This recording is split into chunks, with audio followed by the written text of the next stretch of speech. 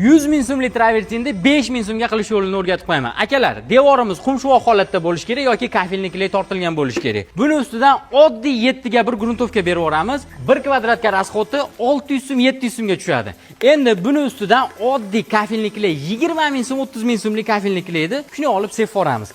Akalar, kafilniklarning rasxodi 1 kvadratga 1 kilo 1,5 kilo 2000 so'mga boradi. Kafilniklarga jincha puvaklar qo'yib yuborsak, yana ham maqsadga muvofiq bo'ladi. Buni sepishda hech qanaqa qiyin joyi yo'q. Yaqinroq olib kelib turib sepaveramiz.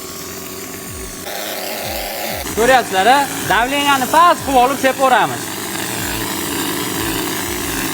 Bitta yaqinroq olib kelib ko'rsating, xuddi shunday holatda bo'lishi kerak. 3-4 minut kutamiz, 3-4 minutdan keyin dazmollaymiz buni. 3-4 minut jicha suvni tortgandan keyin oddiy shpatilan bo'laveradi. Bunga o'zini andavasi ham shart emas. Oddiy shpatilda sekin ehtiyot qilib tekizlab chiqamiz.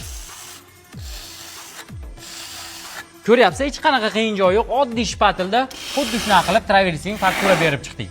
Akalar, bu qurigandan keyin chiroyli bo'lib traversing faktura bo'lib qoladi. Agar lak bermoqchi bo'lsangiz, ustidan yana 7 ga 1 gruntovkani shunday berib turib, ustidan bitta lak berib olsangiz, yaltirab chiroyli bo'lib qoladi.